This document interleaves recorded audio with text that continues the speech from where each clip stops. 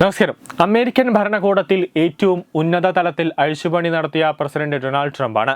അതിന്റെ ഭാഗമായി US ദേശീയ സുരക്ഷാ ഉപദേഷ്ടാവ് മൈക്ക് വാൾസും അദ്ദേഹത്തിന്റെ ഡെപ്യൂട്ടി അലക്സ് വോങ്ങും സ്ഥാനം ഒഴിഞ്ഞിരിക്കുകയാണ്.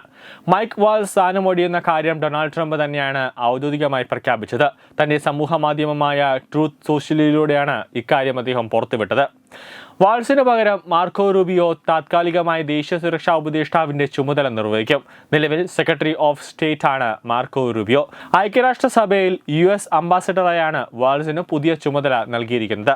ദേശീയ സുരക്ഷാ ഉപദേഷ്ടാവ് സ്ഥാനത്ത് നിന്നും മൈക്ക് വാൾസ് പുറത്താക്കിയെന്ന സൂചനകൾ നേരത്തെ തന്നെ ഉണ്ടായിരുന്നു.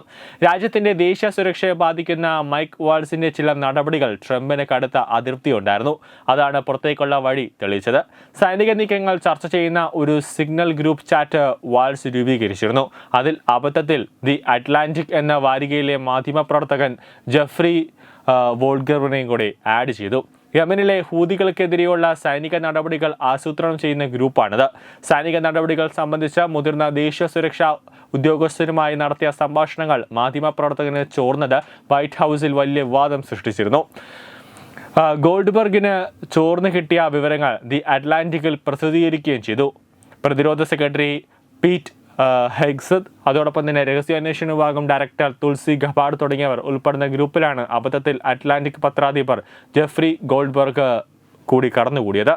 ഗ്രൂപ്പിൽ കൂടി ലഭിച്ച വിവരങ്ങൾ അറ്റ്ലാന്റിക് കൈയോടെ എക്സ്ക്ലൂസീവായി പ്രസിദ്ധീകരിക്കുകയും ചെയ്തു. അതീവ സൈനിക രഹസ്യങ്ങൾ മാത്രം ചർച്ച ചെയ്യുന്ന ഗ്രൂപ്പിലേക്ക് ഗോൾഡ്ബർഗിനെ ചേർത്തതിൽ വാൾസ് പൂർണ്ണ ഉത്തരവാദിത്തം ഏറ്റെടുത്താണ് ഏറ്റവും ഉയർന്ന പദവിയിൽ നിന്നും ഒഴിയുന്നത്. ചോർന്നു കിട്ടിയ വിവരങ്ങൾ ദി അറ്റ്ലാന്റിക് പ്രസിദ്ധീകരിച്ചതിനു ശേഷം വാൾസിന്റെ രാജി ആവശ്യപ്പെട്ട് ശക്തമായ വിമർശനങ്ങൾ ഉയർന്നപ്പോഴും ട്രംപ് അദ്ദേഹത്തെ ആദ്യം പിന്തുണച്ചു. വാൾസ് ഒരു പാഠം പഠിച്ചെന്നും അദ്ദേഹം നല്ല മനുഷ്യനാണെന്നും ട്രംപ് പറഞ്ഞു. ട്രംപ് തന്റെ ഭരണകൂടത്തിലെ ഉയർന്ന ഉദ്യോഗസ്ഥരെ പുറത്താക്കുന്നത് ആദ്യത്തെ സംഭവമല്ല. തന്റെ ആദ്യ ടേമിൽ നിരവധി ഉദ്യോഗസ്ഥരെ അദ്ദേഹം പുറത്താക്കിയിട്ടുണ്ട്. അമേരിക്കയിൽ രണ്ടാം വട്ടം അധികാരത്തിലെത്തിയ ട്രംപ് ഭരണകൂടത്തിൽ നിന്നും ഒഴിവാക്കപ്പെട്ട ആദ്യത്തെ വ്യക്തിയായി വാൾസ് മാറിയെന്നാണ് റിപ്പോർട്ടുകൾ. News desk Tatwamayi TV.